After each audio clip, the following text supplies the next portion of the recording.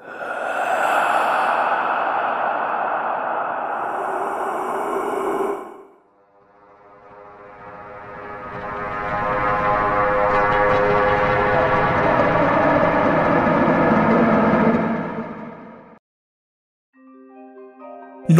বন্ধুরা, আমি অঙ্কুশ। আপনারা শুনছেন আমার ইউটিউব চ্যানেল হান্টিং নাইটমেয়ার। আজ শুনছেন 2018 সালে মুক্তিপ্রাপ্ত ম্যালেসিয়াস মুভির ভয়ঙ্কর কাহিনীটি। চলুন তাহলে এবার কাহিনীতে ফেরা যাক। নির্জন লেকের পাশে একটা কাঠের বাড়ি, চারিধারে উঁচু উঁচু গাছের সমারোহ।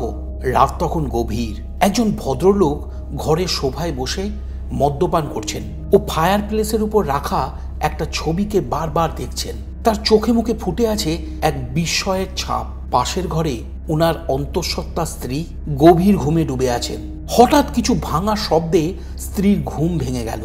অবিরত হয়ে চলা শব্দের উৎস লক্ষ্য করে ভদ্রমহিলা একসময় ঘর লাগোয়া বাথরুমে গিয়ে পৌঁছালেন আর দেখলেন ওনার স্বামী নিজের মাথা বারবার ঠুকে চলেছেন বাথরুমের আয়নায়। কপাল ফেটে রক্তের ধারা গড়িয়ে পড়ছে। তিনি সেই দেখে প্রচণ্ড ভয় পেয়ে গেলেন। কিছু বুঝে ওঠার আগেই উনার স্বামী একটা লোহার রড হাতে তুলে নিয়ে স্ত্রীর মাথা লক্ষ্য করে চালিয়ে দেন।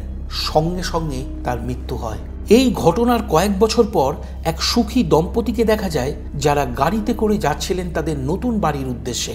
ভদ্রলোকটির নাম অ্যাডাম ও তার স্ত্রীর নাম লিজা। লিজা অন্তঃসত্ত্বা। অ্যাডাম পেশায় ছিলেন একজন ম্যাথের প্রফেসর। অল্প কিছুদিন আগেই অ্যাডাম এক নামজাদা ইউনিভার্সিটিতে ভালো বেতনের চাকরি পেয়েছেন। সেই কারণে ইউনিভার্সিটির পক্ষ থেকে তাদেরকে থাকার জন্য একটা ভালো বাড়িও দেওয়া হয়েছে। এই সব কারণের জন্য তারা আজ বেশ খুশি ও সুখী। নতুন বাড়ি ঘুরে দেখতে দেখতে অ্যাডাম ও লিজার মধ্যে কথা হচ্ছিল, যদি তাদের ছেলে সন্তান হয় তাহলে তার নাম রাখবে জুনিয়র অ্যাডাম, আর মেয়ে সন্তান হলে জুনিয়র লিজা।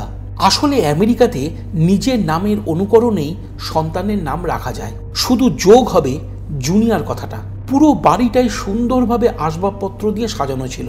সেই দেখে তারা তাদের আগত সন্তানদের উদ্দেশ্যে একটা ঘরও বেছে নিল, যে ঘরে সন্তানটি থাকবে। বাড়ির ভিতর ঘুরতে ঘুরতে একসময় তারা লিজার বোন ব্যাকির পাঠানো উপহার স্বরূপ একটা রহস্যজনক বক্স খুঁজে পেল। অ্যাডাম সেই বক্সটি খোলার অনেক চেষ্টা করলো, কিন্তু কিছুতেই সেই বক্সটা খুলল না। তখন তারা মনে করলো ব্যাকি তাদের সাথে মজা করতে সেই বক্সটি পাঠিয়েছে, যেটা খোলা যাবে না। তাই তারা সেই বক্সটিকে একটা ঘর সাজানোর বস্তুর মতোই সাজিয়ে রাখলো। পরদিন অ্যাডাম ইউনিভার্সিটিতে যাওয়ার আগে লিজাকে অনুরোধ করে বলে যায় সেই যেন নিজের খেয়াল রাখে ও কোনো ভারী জিনিস যেন সে না তোলে। তখন লিজা জানায় সে তাদের সন্তানের জন্য রাখা দোলনাটা সাজাতে চায়। সেই কথায় অ্যাডাম বলে দোলনাটা অনেক ভারী, তাই তারা একসাথে মিলে সেই দোলনাটা সাজাবে। এরপর অ্যাডাম বেরিয়ে যেতেই লিজা নিজেকে নানান কাজে ব্যস্ত করে নেয়।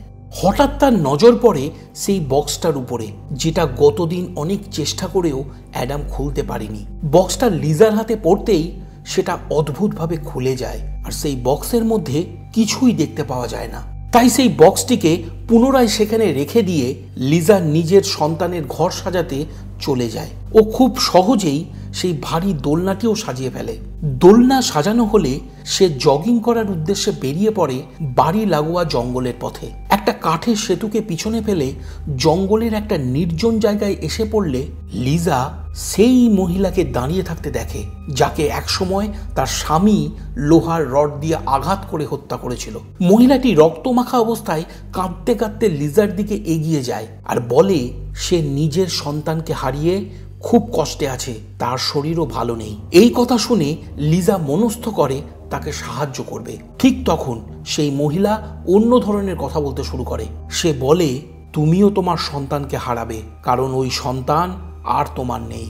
সেই কথায় লিজা ভয় পেয়ে সেখান থেকে পালিয়ে বাড়িতে ফিরে আসে। অপরদিকে ইউনিভার্সিটিতে অ্যাডাম নিজের লেকচার শেষ করতেই দেখা হয়ে যায় ডক্টর ক্লার্কের সঙ্গে। তিনি অন্ধ হলেও ওই ইউনিভার্সিটিতে প্যারাসাইকোলজির প্রফেসর ছিলেন। তৎক্ষণাৎ অ্যাডামের ফোনে লিজার কল আসে ও সে জঙ্গলে ঘটে যাওয়া ঘটনার কথা অ্যাডামকে জানায়। এরপর লিজার নজর পড়ে লিভিং রুমে রাখা একটা পেন্টিং এর উপর, যেখানে কিছু বাচ্চা নিজেদের মধ্যে হাত ধরাধরি করে খেলছে আর একজন মহিলা অন্যদিকে তাকিয়ে আছে।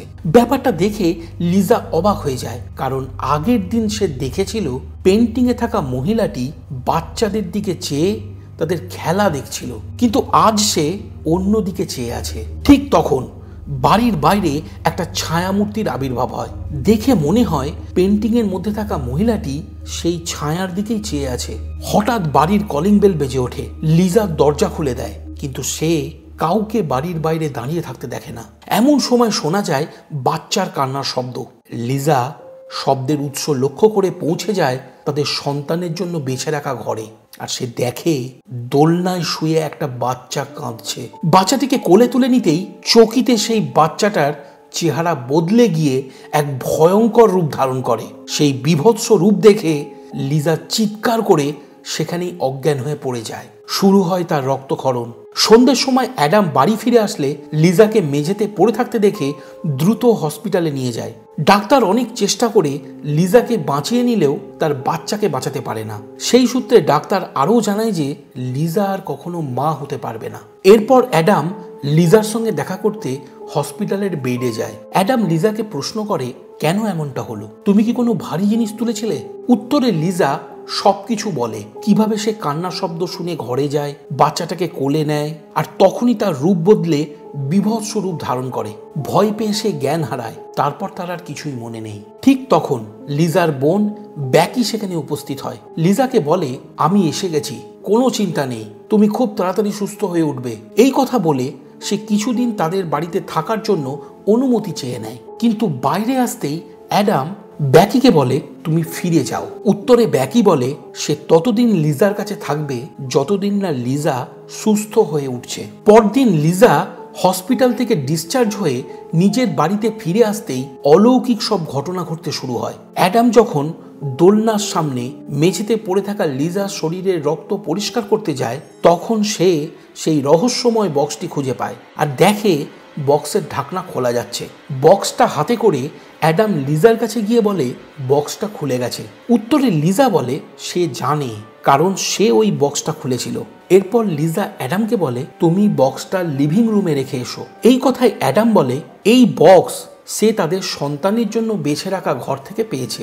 সেই কথা শুনে লিজা চিন্তায় পড়ে যায়, কারণ সে ওই বক্সটাকে লিভিং রুমে সেই পেন্টিংয়ের সামনে রেখে এসেছিল।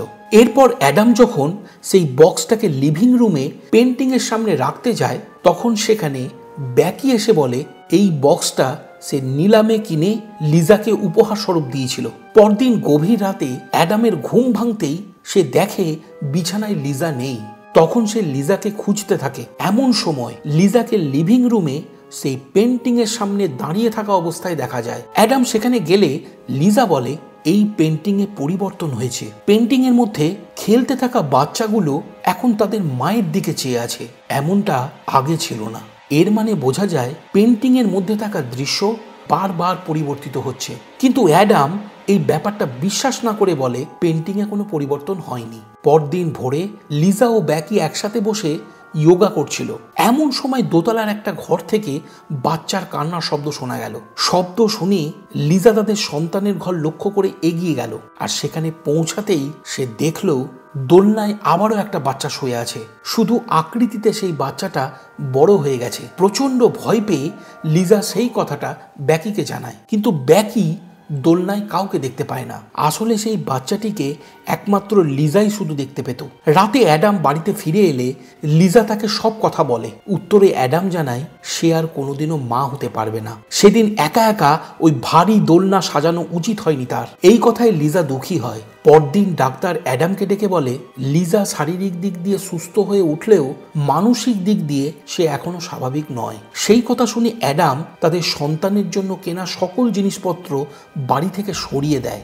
এরপর সেই রাতে যখন লিজা আর অ্যাডাম নিজের বিছানায় শুয়েছিল, তখন কেউ লিজার শরীর থেকে চাদরটা টানতে লাগে, আর মৃদু কণ্ঠে একটি মেয়ে ডেকে ওঠে মামি বলে। লিজার ঘুম ভেঙে যায়, আর সে দেখে তাদের ঘরে একটি মেয়ে দাঁড়িয়ে আছে। প্রচন্ড ভয় পেয়ে সে অ্যাডামকে ডাকতে থাকে।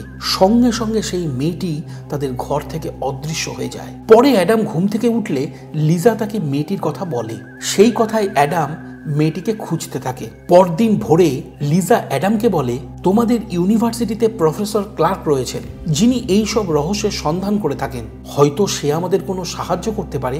এই কথায় অ্যাডাম প্রথমে রাজি না হলেও পরে লিজার মানসিক পরিস্থিতির কথা চিন্তা করে রাজি হয়ে যায়। এরপর অ্যাডাম ইউনিভার্সিটিতে প্রফেসর ক্লার্কের সঙ্গে দেখা করে লিজার কথা বলে।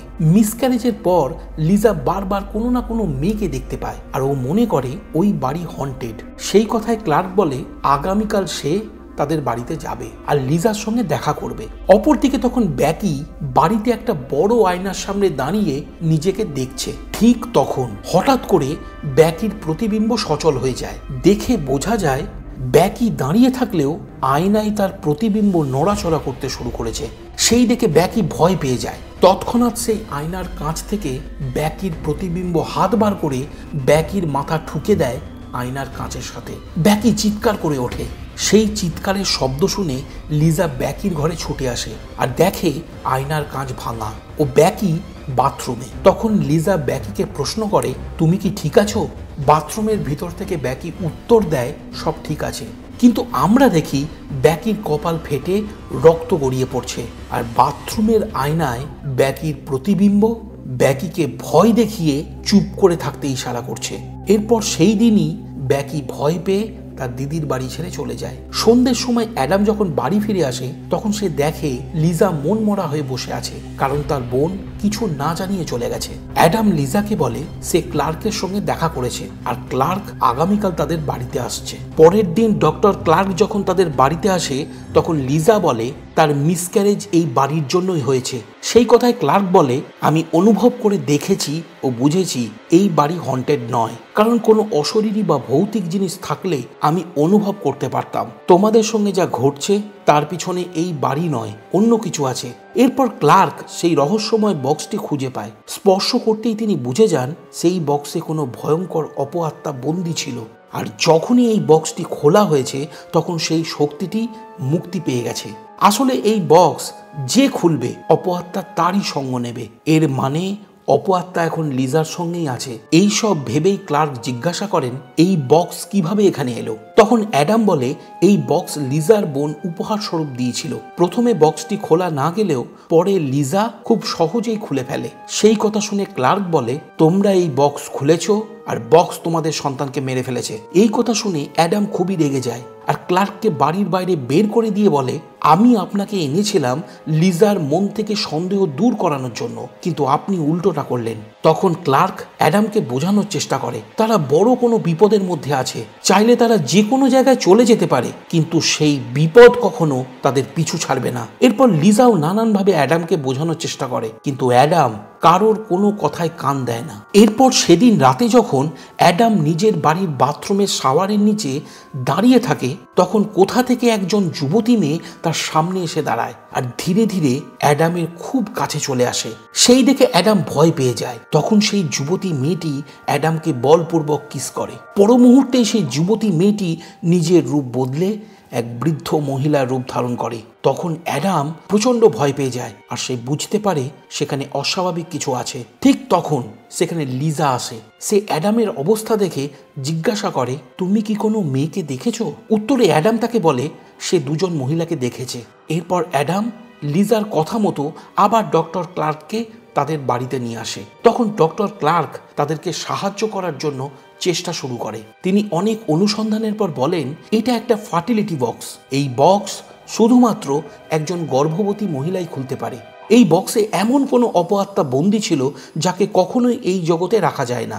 এই আত্মার একমাত্র উদ্দেশ্য হলো মায়ের গর্ভজাত সন্তানকে হত্যা করা। তাই অবিলম্বে তাদের উচিত যে অপআত্মা এই বক্স থেকে মুক্ত হয়েছে তাকে পুনরায় এই বক্সে বন্দি করা। এই কাজ করতে গেলে সবার প্রথমে জানতে হবে এই আত্মা কার, সে কি চায় আর সে কেন লিজার সন্তানকে হত্যা করেছে।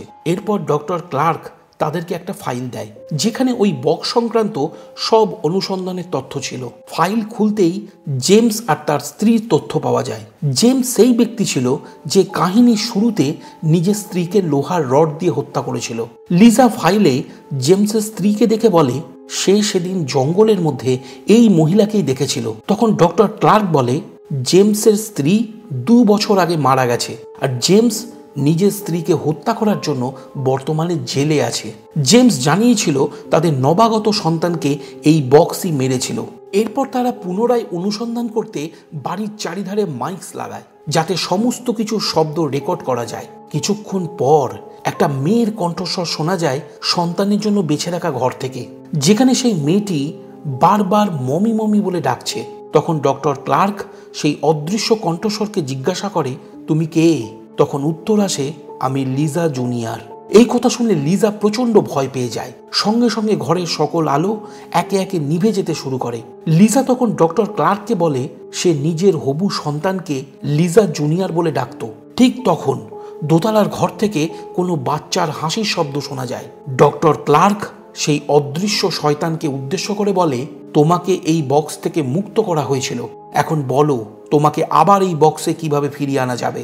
তৎক্ষণাৎ ডক্টর ক্লার্কের পিছনে অন্ধকার ফুঁড়ে সেই বাচ্চার প্রেতকে দেখে সকলে ভয় পেয়ে যায়। এরপরেই ডক্টর ক্লার্ক অন্তরের দৃষ্টি দিয়ে সকল মেয়েদের একসাথে বসে থাকা অবস্থায় দেখতে পায়, যাদেরকে এতদিন ধরে লিজা ও অ্যাডাম দেখে আসছিল।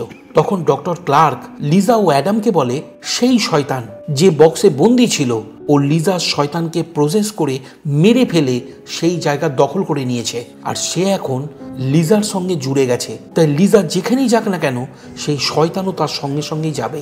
এই কথা বলে ডক্টর ক্লার্ক অসুস্থ হয়ে পড়েন। তখন লিজা বলে, জেমস এই শয়তানকে বক্সে বন্দি করে দিয়েছিল, এই কারণে আমরা জেমসের সাহায্য নিতে পারি। পরদিন লিজা আর অ্যাডাম জেমসের সঙ্গে দেখা করতে জেলে যায়। তারা জেমসকে বক্সের ব্যাপারে সবকিছু খুলে বলে। সব শুনে জেমস বলে, এই শয়তান প্রথমে তোমাদের সন্তানকে মেরে সেই জায়গা নিয়ে নেয়, তখন সে শুধুমাত্র মাকেই দেখা দেয়। যখন সেই বাচ্চা বড় হয়ে ওঠে তখন তাকে সকলে দেখতে পায়। এরপর জেমস অ্যাডামকে উদ্দেশ্য করে বলে, এই শয়তান তোমাকে মেরে দেবে, যদি তুমি প্রাণে বাঁচতে চাও তাহলে লিজাকে মেরে ফেলো, কারণ ওই শয়তান লিজার সঙ্গে জুড়ে আছে। যদি লিজা মরে যায় তাহলে সে আবার সেই বক্সে ফিরে যাবে। এরপর বাড়ি ফেরার পথে গাড়ির মধ্যে লিজা অ্যাডামকে বলে, তুমি আমাকে মেরে ফেলো। সেই কথায় অ্যাডাম বলে, আমি পারবো না, বরং এই বিপদ থেকে বাঁচার জন্য অন্য কোনো পথ খুঁজে বার করব। এই কথায় লিজা বলে, সেই শয়তান আমার কোনো ক্ষতি না করলেও তোমাকে মেরে ফেলবে। সঙ্গে সঙ্গে সেই বাথরুমে দেখা বৃদ্ধ মহিলা অ্যাডামের উপর আক্রমণ করে দেয় আর গাড়ির অ্যাক্সিডেন্ট হয়। তখন স্পষ্ট বোঝা যায় অ্যাডাম আর লিজা যে বাচ্চা, মেয়ে, মহিলা, বৃদ্ধা যাদেরকেই দেখেছে তারা সকলেই এদের দুজনার সন্তানের ভিন্ন ভিন্ন বয়সের রূপ। এরপর অ্যাডামের যখন জ্ঞান ফেরে তখন সে দেখে লিজা সেখানে নেই। সে তখন লিজার সন্ধানে বাড়িতে ফিরে আসে আর তার নজর পড়ে সেই পেন্টিংয়ের দিকে। পেন্টিংয়ের মধ্যে থাকা সেই বাচ্চারা, অচেনা মহিলা একসাথে তখন অ্যাডামের দিকে তাকিয়ে আছে। সঙ্গে সঙ্গে অ্যাডামের হ্যালুসিনেশন হয় আর সে ব্যাকিকে দেখতে পায়। হঠাৎ ব্যাকি নিজের রূপ বদলে অ্যাডামের যুবতী মেয়ের রূপ ধারণ করে আর অ্যাডামকে লক্ষ্য করে সে আক্রমণ করে দেয়। এরপর অ্যাডাম লিজাকে দেখতে পায়। তখন লিজা তাকে বলে, সেই বক্স খোলার পর জেমসের স্ত্রী তাকে দেখা দিয়েছিল, কারণ সে এই বক্স থেকে মুক্ত হয়ে গিয়েছিল আর সে তাকে সাবধানও করেছিল, কিন্তু সেই কথাটা বুঝতে পারেনি। এর পর মুহূর্তেই লিজা বদলে গিয়ে সেই শয়তান জুনিয়র লিজাকে বাঁচানোর ও তাকে ভালোবাসার কথা বলতে বলতে অ্যাডামের পেটে ছুরি বিঁধিয়ে দেয়। আহত অ্যাডাম ঘরের মেঝেতে পড়ে যেতেই তার উপর পুনরায় সেই বৃদ্ধা আক্রমণ করে। তখন অ্যাডাম সেই বৃদ্ধার পেটে একটা লোহার রড বিঁধিয়ে দেয়। সঙ্গে সঙ্গে অ্যাডাম অনুভব করে যে সে লিজাকে আহত করে ফেলেছে। তখন লিজা অ্যাডামকে বলে, এই বিপদ থেকে মুক্তি পেতে সে যেন লিজাকে হত্যা করে, এছাড়া আর কোনো উপায় নেই। সেই সময় জুনিয়র লিজা ও সেই মেয়েটি অ্যাডামকে আটকাতে যায়, কিন্তু অ্যাডাম লিজাকে হত্যা করে আর সেই অপআত্মা বক্সে প্রবেশ করে। এরপর লিজাকে হত্যা করার অপরাধে অ্যাডামের জেল হয়ে যায়, যেখানে ডক্টর ক্লার্ক তার সঙ্গে দেখা করতে আসে। অ্যাডাম ডক্টর ক্লার্ককে বলে সে জেমসের কথায় লিজাকে হত্যা করেনি, সেই কাজ করেছে শুধুমাত্র লিজা ও তার সন্তানের জন্য। এরপর ডক্টর ক্লার্ক যখন সেই বক্সের ব্যাপারে প্রশ্ন করে তখন অ্যাডাম তাকে কিছুই বলে না। আসলে অ্যাডাম জেলে যাওয়ার আগেই সেই বক্সটি লিজার বোন ব্যাকিকে উপহার স্বরূপ ফিরিয়ে দিয়েছিল। কারণ ছিল দুটো। প্রথমত, ব্যাকি একসময় তাদেরকে এই বক্সটি উপহার স্বরূপ দিয়ে পুরো পরিবারটাকে ধ্বংসের মুখে ঠেলে দিয়েছিল, আর দ্বিতীয়ত ব্যাকি তখন অন্তঃসত্ত্বা ছিল। তাই অ্যাডাম চায় ব্যাকির সাথেও যেন এমনই কিছু ঘটুক। এখানেই কাহিনীটি শেষ হয়। তাহলে তোমাদের কেমন লাগলো এই মুভির কাহিনীটা তোমরা আমাকে কমেন্ট করে জানিও। যদি তোমাদের আরও কোনো প্রশ্ন থাকে আমাকে জানাতে পারো। ভিডিওটা যদি পছন্দ হয়ে থাকে তাহলে লাইক ও কমেন্ট করে দিও। যদি আমার চ্যানেলে নতুন হয়ে থাকো তাহলে অবশ্যই চ্যানেলটা সাবস্ক্রাইব করে নিও। তাহলে আবার দেখা হচ্ছে আগামী ভিডিওতে। ততক্ষণের জন্য